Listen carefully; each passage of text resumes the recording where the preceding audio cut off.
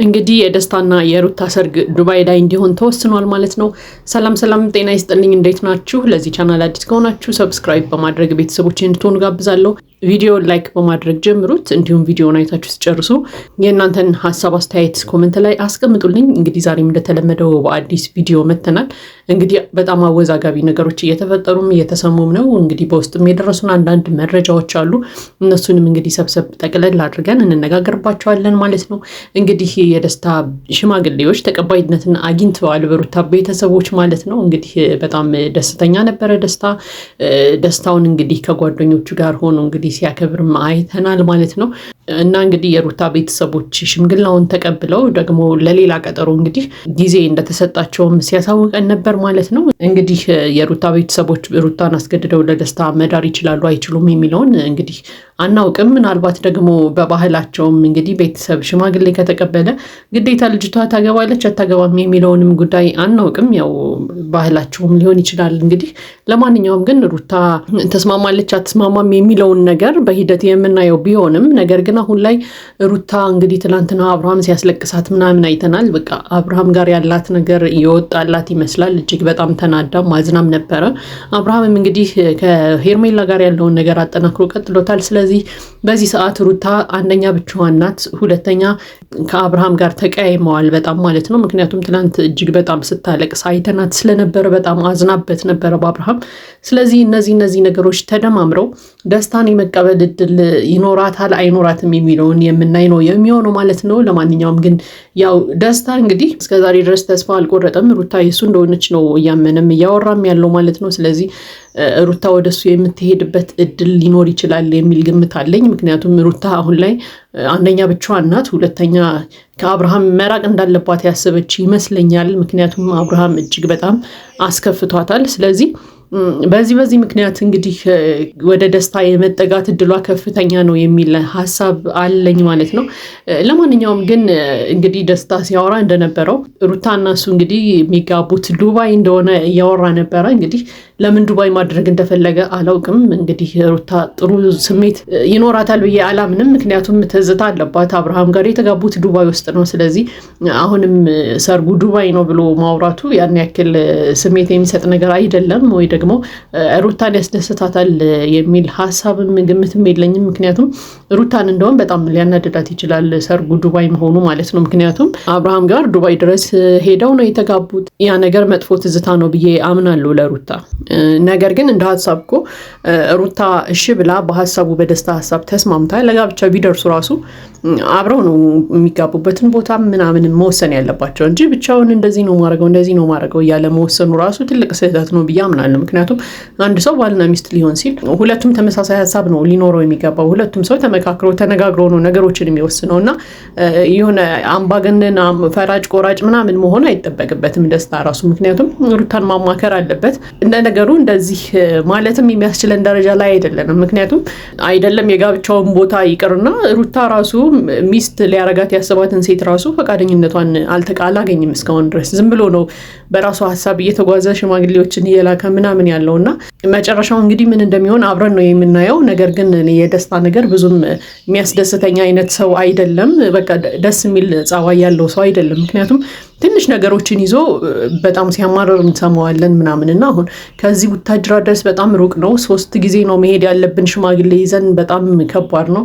ፕሌን በኖረ ምናምን ሁላ እያለ ሲያማረር ሰምተናል። እንግዲህ ከአዲስ አበባ ቡታጅራ ያን ያክል ብዙ ሩቅ አይመስለኝም እኔ እንደግል ማለት ነው። ለማንኛውም ግን ትንንሽ ነገሮችን እያነሳ ሲያማረር ምናምን ስለምሰማው ሩታን ከነ ልጆቿ ተቀብሎ ለማኖር ምን ያህል ደስተኛ ነው የሚለው ነገር ጥያቄ ነው የሚፈጥርብኝ እኔ።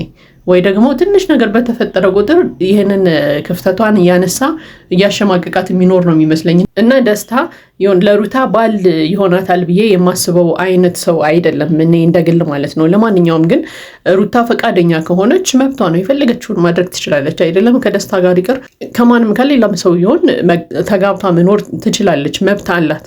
እና እንግዲህ ደስታ ያው ነገሩን አምርሮ ቀጥሎበታል። ሽማግሌዎች እንግዲህ አንደኛ ዙር ተሳክቶልናል ብሏል። ሁለተኛና ሶስተኛ ዙር ደግሞ ይቀጥላሉ ማለት ነው። ለማንኛውም ግን ከተጋቡ በኋላም እንግዲህ ወደ ውጭ ሀገር ይዟት እንደሚሄድ እያወራ ነበር ማለት ነው። እንግዲህ ሩታ ወደ ውጭ ሀገር ልትሄድ ትችላለች፣ መብቷ ነው። እሷን አግብታ የመሄድ መብት አላት። ነገር ግን ደግሞ ልጅ የሚባል ነገር አለ፣ ልዑል አለ፣ አሁን ደግሞ ያረገዘችው ልጅ አለ። እነዚህ ሁለት ልጆች የአብርሃምም ልጆች ናቸው። ስለዚህ አብርሃም ልጆቹ ከፊቱ ተነጥለው ወደ ውጭ ሀገር እንዲሄዱ ይፈቅዳል አይፈቅድም የሚለው ደግሞ ሌላ ትኩሳት ነው። በቃ ሌላ ትልቅ ከባድ ብጥብጥን የሚያስነሳ ጉዳይ ነው። ሩታ ደስታን ብታገባውና ወደ ውጭ ሀገር ለመሄድ ብትወስን መጀመሪያ የምትጣለው ከአብርሃም ጋር ነው ብዬ አስባለሁ። በእርግጥ አብርሃም መብት የለውም ሩታን ይህን አድርጊ ይህን አታድርጊ፣ ደስታን አግቢ አታግቢ የማለት መብት የለውም። በቃ ምንም አይነት መብት የለውም በሩታ ህይወት ስለማያገባው ማለት ነው። ነገር ግን ደግሞ ልጆችን ይዘሽ አትሄጂም ብሎ ደግሞ መከራከሩ አይቀርም ብዬ አምናለሁ። ምክንያቱም ልጆቹ ስለሆኑ ማለት ነው። ሁለተኛውንም ልጅ አምኖ ከተቀበለ። ለማንኛውም ግን ያው ልዑል እንግዲህ የራሱ ልጅ ነው። በልዑል ምክንያት ራሱ ሊጣሉ ይችላሉ። ይዘሽ አትሄጂም ይዤ እሄዳለሁ በሚለው ሀሳብ ማለት ነው። ሌላው ደግሞ እንግዲህ ደስታን ስታገባው ራሱ በቃ ልጄ ከደስታ ጋር አይኖርም ብሎም እንግዲህ ጸብ ሊያስነሳ ይችላል አብርሃም እንደሚታወቀው ማለት ነው። ምክንያቱም አይደለም ከደስታ ጋር ተጋብታ ደስታ የልጇ እንጀራ አባት ሆኖ እንዲኖሩ የሚፈቅድ አይመስለኝም። ምክንያቱም ባለፈው እናቴ ጋር ልሂድ እንኳን ስትል ምን ያህል እንደጮህባት ምን ያህል እሪ እንዳለ እናውቃለን። አሁን ጭራሽ ደስታን አግብቼ ደስታ ጋር ነው የምኖረው ልጄን ይዤ ስትለው ደግሞ እንግዲህ ምን አይነት ጸብ እንደሚያስነሳ የምናየው ነው የሚሆነው። ለማንኛውም ግን አሁንም ቢሆን ደስታ እስከዛሬ ድረስ የሩታን እሽታ አላገኘም። ዝም ብሎ ነው ቤተሰቦቿ ጋር ሽማግሌ የላከው። ወደ ውጭም እንደሚወስዳት ይናገራል። ቤተሰቦቿም ፈቃደኛ እንደሆኑ እንደፈቀዱለትም ሲያወራ ሰምተናል ማለት ነው። ለማንኛውም ግን ሩታ ፈቅዳልሃለች አልፈቀደችልህም የሚለው ነው ትልቁ ወሳኙ ጉዳይ ማለት ነው። አሁንም ቢሆን ሩታ ማትፈቅድ ማትስማማ ከሆነ ዝም ብለህ በቅዠት ዓለም እየሄድክ ነው ማለት ነው። ሌላው ደግሞ ሩታን ወደ ውጭ እንደምትወስዳትም ደጋግመህ ስታወራ ስትናገር ነበረ። እንግዲህ ሩታ ወደ ውጭ ሰዳይ ብላ ጠይቃ ከሆነ አናውቅም። ነገር ግን ሩታ ምንም ባላለችበት ጉዳይ እንደዚህ በሙሉ ልብ ማውራት ራሱ በጣም ነው የሚያስገርመው። ለማንኛውም ግን አሁን ሩታ ባለችበት ስሜት ላይ አብርሃም ጋር በተጣላችበት ስሜት ላይ አብርሃም ጋር በተቃቃረችበት አብርሃም እጅግ በጣም ባስከፋት ሰዓት ላይ ግን ያው የደስታን ጥያቄ ላትቀበለው ትችላለች የሚል ግምት የለኝም። ምናልባት ከአብርሃም ለመራቅ ከጭቅጭቁም ከምኑም ነገር እርፍ ለማለትም ብላ ምናልባት ደስታን ልትቀበለው ትችል ይሆናል የሚል ሀሳብ አለኝ።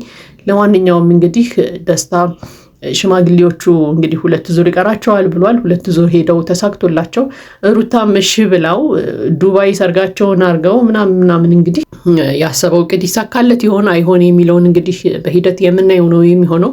ነገር ግን ሩታ ለደስታ ምንም ስሜት ከሌለሽና ደስታን የማትፈልጊው ከሆነ ልጁ ብዙ ርቀት ሳይሄድ አሁኑኑ ብታስቆሚው መልካም ነው የሚልም ሀሳብ አለኝ። ምክንያቱም ሽማግሌዎቹንም ባያመላልሳቸው ለማይሳካ ነገር ከሆነ ማለት ነው። እሱም ባይደክም ብዙ ሀሳቦችንም ባያስብ መልካም ነው የሚል ሀሳብ አለኝ። ምክንያቱም እስከዛሬ ድረስ አንቺም ቁርጥ ያለ ነገርን ብትነግሪው በዚህ ርቀት ይሄዳል ብዬ አላምንም። ምናልባት ደግሞ ግን እኛ የማናውቀው አንቺም ደግሞ ለደስታ ስሜት ካለሽ ነገሩን ብትቀበዩ መልካም ነው የሚል ሀሳብ አለኝ። ለማንኛውም ግን አንቺ ምንም ስሜት ከሌለሽ እና ማትፈልጊ ከሆነ ደግሞ ለልጁ ራሱ ተስፋ ባትሰጪው የሚል እምነት አለኝ። ለማንኛውም እንግዲህ ነገሮችን በጊዜ ሂደት የምናይ ነው የሚሆነው። ግን ዛሬም እንዳየነው ከሆነ ደስታ እንግዲህ ነገሮችን በገንዘብ በቁሳቁስ ምናምን የሚያስብ አይነት ሰው እንደሆነ ደጋግሞ እያሳየን ነው ማለት ነው። ዛሬም እንግዲህ የሩታ ቤተሰቦች ሽማግሌዎችን ተቀብለዋል። የተቀበሉበት ምክንያት ደግሞ እጅግ በጣም ትልልቅ ሽማግሌዎችን ስለላኩ ነው፣ የተከበሩ ሰዎችን ስለላኩ ነው። ስለዚህ እነዛን የተከበሩ ሰዎችና ትልልቅ ሰዎች ሲያዩ የሩታ ቤተሰቦች እምቢ ማለት ከብዷቸው ተቀብለውኛል እያለም እንግዲህ ሲያወራ ነበረ። ስለዚህ የሩታ ቤተሰቦች የተቀበሉ ሽምግልናውን አምነውበት ሳይሆን የላካቸው ሰዎች ትልልቅ ሰዎች ስለሆኑና የተከበረ ቦታ ላይ ያሉ ሰዎች ስለሆኑ እንደሆነ ነግረህናል ማለት ነው። ስለዚህ እንደውም ይህን ነገር መፍራት መቻል አለብህ ብዬ አምናለሁ። ምክንያቱም የሩታ ቤተሰቦች የተቀበሉት አንተን ወይም ያንተን ሽምግልና ሀሳብ ሳይሆን ትልልቆቹን ሰዎች ነው። ይሄ ነገር ደግሞ ሊያስፈራህ ነው የሚገባው እንጂ የሚያኩራራ ጉዳይ አይደለም። በቃ አላመኑበትም ማለት ነው። ሰዎቹም ብለው ከሆነ የተቀበሉህ ያንተን ሀሳብ ያንተን ሽምግልና አልተቀበሉትም ማለት ነው። ስለዚህ የሩታ ቤተሰቦች ሊቀበሉ የሚገባው ያንተን ያንተን ሐሳብ ለልጃችን ይሆናታል፣ ልጃችንን በደንብ ያኖራታል፣ ይንከባከባታል ብለው አምነውብህ ነው እንጂ እሺ ማለት ያለባቸው የላካቸውን ሰዎች ፈርተው አይደለም እሺ ማለት ያለባቸው።